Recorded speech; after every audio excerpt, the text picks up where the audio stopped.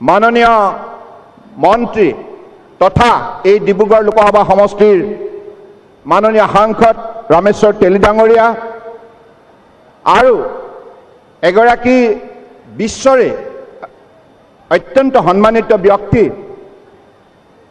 जिगराकी भारत सरकारे पद्म विभूषण सम्मान प्रदान करिছে और जिगराकी असम सरकारे असम गौरव सम्मान प्रदान करिছে সেইগৰাকী महान नेता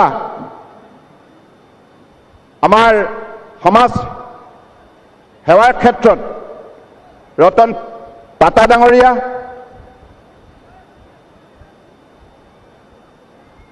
असम सरकार माननीय मंत्री श्रद्धेय अतुल बरा डांगरिया केहब महंत डांगरिया विमल बरा डांगरिया श्रीमती अजंता नेउग डांगरियानी जोरहाट और लखीमपुर लोकसभा समष्टिर सम्मानीय सांसद द्वय तपन गगৈ डांगरिया प्रधान बरुआ डांगरिया टाटा सन्सर अध्यक्ष एन चंद्र शेखरन डांगरिया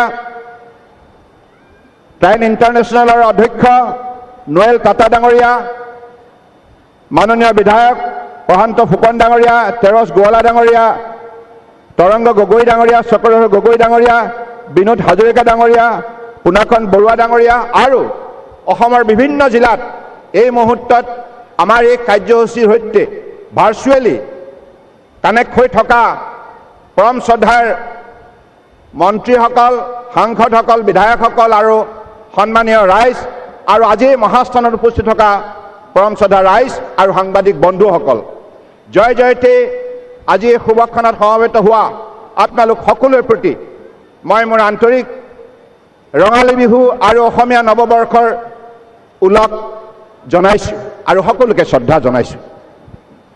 परम श्रद्धा राइज माननीय प्रधानमंत्री नरेंद्र मोदी डांगरियाय 2014 सनर पराय तेखेते प्रधानमंत्री दायित्व लई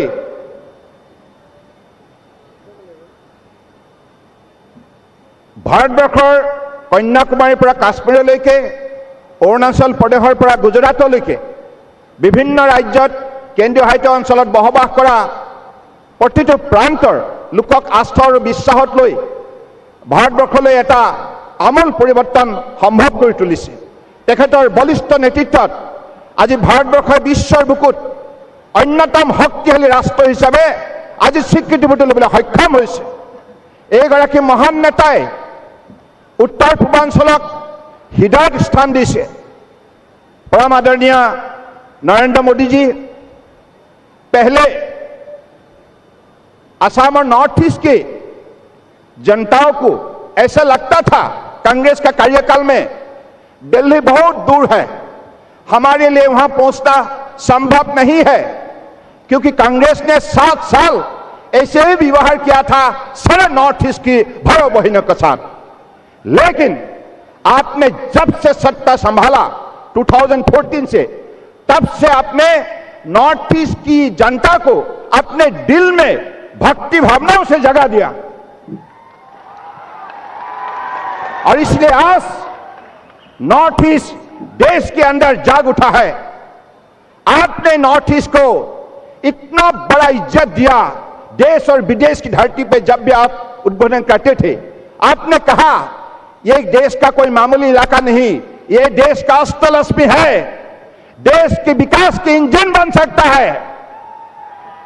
इतना बड़ा मान सम्मान आपने नॉर्थ ईस्ट की भाइयों बहनों को दिया, असम की जनताओं को दिया। इसके लिए मैं सारे नॉर्थ ईस्ट की जनताओं की तरफ से, असम की जनताओं की तरफ से आपके चरणों में मैं भक्ति भावना से प्रणाम देता हूं, कृतज्ञता ज्ञापन करता हूं। अब ऐसे ही देशवासियों को सेवा करते रहे, क्योंकि भगवान आपका साथ है, जनता आपका साथ है। मैंने कुछ देर पहले देखा था कार्बी आंगलंग में आपने पीस रैली में जब अपने बात रखे, उसी भाषण में आपने कहा जनताओं को भगवान के हिसाब से आपने प्रणाम दिया। यही आपका सबसे बड़ा गुण है, यही आपके व्यक्तित्व का सबसे बड़ा शक्ति है और इसलिए आज सिर्फ देश की ही नहीं, दुनिया का जनता को आप उनकी हृदय जीतने के लिए आप सफलता प्राप्त किया है। तो मैं इस समय ज्यादा ना बोलते हुए इतना ही कहूंगा, आपकी पिछली करीबन लगभग 8 साल की कार्यकाल में असम के अंदर, नॉर्थ ईस्ट के अंदर क्या नहीं हुआ। लाखों करोड़ आपने पैसा दिया हमारे सड़क बनाने के लिए, पुल बनाने के लिए, railway connectivity, electrification of railway line, doubling of railway line, और हमारे अलग अलग प्रदेश में नई नई एयरपोर्ट बने। उड़ान स्कीम से आपने सारे प्रदेश को जोड़ा, और आप जलमार्ग के जरिए सारे हमारे नॉर्थ ईस्ट के भाइयों बहनों को आपने गंगा से जोड़ा और बंगोपसागर से जोड़ा, जिसकी वजह से हमारा trade and commerce, export import में हमारा नई जनरेशन, हमारा इंडस्ट्री, एंटरप्रेन्योरशिप, सबको एक सुनहरा मौका मिला भाग लेने का। तो आज मैं इस सभा में विशेष रूप से आपको फिर से धन्यवाद देना चाहता हूं, क्योंकि आपने आजादी के पिछले 75 साल के अंदर आप पहला प्रधानमंत्री है जिन्होंने नॉर्थ ईस्ट के 5 प्रतिनिधियों की केंद्रीय मंत्रिमंडल ने अपने शामिल किया। परम श्रद्धा राइस एखेते प्रथम गराकी प्रधानमंत्री जी उत्तर पूर्वांचल 5 जन प्रतिनिधिक तेखेते केंद्रीय मंत्रिमंडলত स्थान निश्चित करिले। यातকৈ ডাঙৰ সন্মান আৰু ইয়াৰ উপৰিও আজি এই মুহূৰ্তত আমি এগৰাকী মহান নেতা, তেখেতৰ ব্যক্তিত্বৰে আজি সমগ্ৰ বিশ্বৰ জনতাক আজি উদ্বুদ্ধ কৰি তুলিছে, সকলোৰে মন জয় কৰিবলৈ সক্ষম হৈছে। এইগৰাকী মহান নেতাই আমাৰ হৃদয়ত থকা ভূপেন দাক মৰণোত্তৰভাৱে দেশৰ সৰ্বোচ্চ সামৰিক সন্মান ভাৰত ৰত্ন তেখেতে প্ৰদান কৰিলে। আৰু অসমীয়া বাপতি সাহোন, গামোচা, ঢোল, পেঁপা আৰু তালক তেখেতে যেনেধৰণে ৰাষ্ট্ৰীয় আন্তঃৰাষ্ট্ৰীয় মঞ্চত মৰ্যাদা দিলে, ইয়াৰ যোগেদি এই কথা স্পষ্ট কৰিলে তেখেতে অসমৰ লোক সংস্কৃতিক, উত্তৰ পূৰ্বাঞ্চলৰ লোক সংস্কৃতিক শ্ৰদ্ধা কৰে, ভাল পায়। গতিকে এনেধৰণৰ এগৰাকী মহান নেতা আজি আমাৰ মাজত উপস্থিত থাকি আমাক সকলোকে উৎসাহিত কৰিছে। মই আৰু বেছি দীঘলীয়া বক্তব্য দিব বিচৰা নাই। মই ডক্টৰ হিমন্ত বিশ্ব শৰ্মা ডাঙৰীয়াক বিশেষভাৱে ধন্যবাদ জনাইছোঁ।